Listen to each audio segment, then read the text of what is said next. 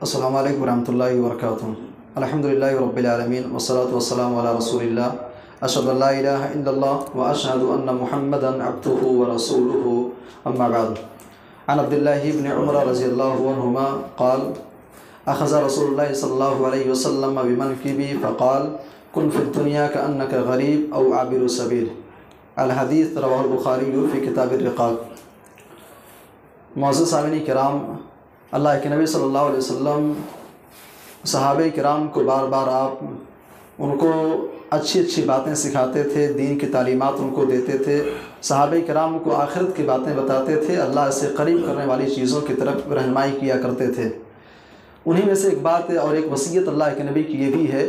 اللہ کے نبی صلی اللہ علیہ وسلم عبداللہ ابن عمر یعنی عمر ابن خطاب رضی اللہ عنہ کے بیٹے عبداللہ رضی اللہ عنہ کا کندھا اللہ کے نبی پکڑتے ہیں اور کہتے ہیں، اے عبداللہ کن فی الدنیا کأنک غریب، تم دنیا کے اندر زندگی ایسے گزارو جیسے کہ تم غریب ہو، او عابر سبیل یا پھر عابر سبیل ہو۔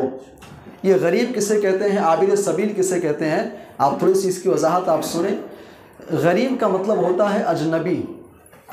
اللہ کے نبی نے کہا کہ عبداللہ دنیا کے اندر زندگی ایسے گزارو گویا کہ تم اجنبی ہو۔ اب اجنبی کا مطلب کیا ہوتا ہے بھائی؟ ایک انسان، اس کا تعلق یو پی سے ہے، بہار سے ہے، بامبے وہ کمانے کے لیے آیا ہے۔ اب ظاہر سی بات ہے یہ ممبئی شہر اس کے لیے اجنبی ہے، یہاں کے لوگ اس کے لیے اجنبی ہیں، یہاں کے مکانات اور یہاں کا جو علاقہ ہے اس کے لیے اجنبی ہے۔ اب ایک انسان جو ممبئی کمانے کے لیے آیا ہے تو ظاہر سی بات ہے اجنبی انسان کی جو نظر ہوتی ہے اس کی نظر اصل کام کے اوپر ہوتی ہے، بھائی مجھے روزی روٹی کمانا ہے، اور اس کے ذہن میں چیز چل رہی ہوتی ہے کہ روزی روٹی کمانے کے بعد 6 مہینہ سال بھر کے بعد پھر مجھے واپس اپنے گھر جانا ہے، اپنے علاقے میں جانا ہے۔ اللہ کے نبی نے فرمایا کہ اے عبداللہ دنیا کے اندر زندگی ایسے گزارو گویا کہ تم اجنبی ہو۔ تمہارے ذہن و دماغ میں چلنا چاہیے کہ 6 مہینہ سال بھر کے بعد 2 سال کے بعد تم کو مرنا ہے، مر کر کے تم کو اپنی حقیقی منزل کی طرف روانہ ہونا ہے، اللہ کے پاس تم کو جانا ہے۔ اور اس کے بعد اللہ کے نبی نے فرمایا یا پھر عابر سبیل کے طریقے سے رہو۔ عابر سبیل کسے کہتے ہیں؟ عابر سبیل کہتے ہیں مسافر کو۔ ایک انسان یو پی کا رہنے والا دلی نکلتا ہے، دلی سے بامبے آتا ہے سفر کرتے ہوئے، پھر اسے معلوم ہے کہ مجھے بامبے سے پھر واپس گھر جانا ہے۔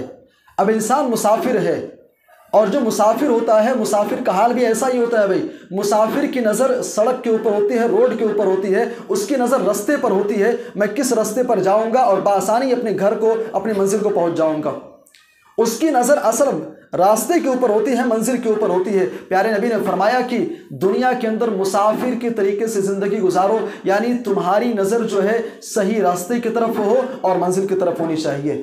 اور اس کے بعد امام بخاری رحمہ اللہ عبداللہ ابن عمر رضی اللہ عنہ کا ایک قول نقل کرتے ہیں۔ عبداللہ ابن عمر رضی اللہ عنہ کہا کرتے تھے، اے لوگو اذا اصبحت فلا تنتظر المساء اذا امسیت فلا تنتظر الصباح، جب شام ہو جائے تو صبح کا انتظار مت کرو، وَإِذَا أَصْبَحْتَ فَلَا تَنْتَظِرِ الْمَسَاءَ، اور جب صبح ہو جائے تو شام کا انتظار مت کرو۔ کیا مطلب بھائی؟ اس کا مطلب یہ ہے کہ اگر شام ہو گئی ہے تو صبح کا انتظار مت کرو، یعنی اللہ کی عبادت کے لیے، اللہ کی بندگی کے لیے صبح کا انتظار مت کرو۔ ایک ایک لمحے کو غنیمت جان کر کے اللہ کی بندگی کرو، اللہ کی عبادت کرو۔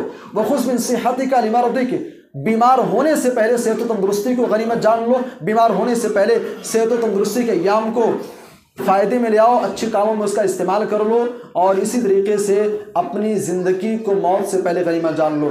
یہ صحیح بخاری کی روایت آپ کے سامنے پیش کی گئی۔ اس روایت سے بھائی ہرگز آپ یہ معنی نہ سمجھیں کہ انسان اس کی نظر صرف آخرت پر ہونی چاہیے۔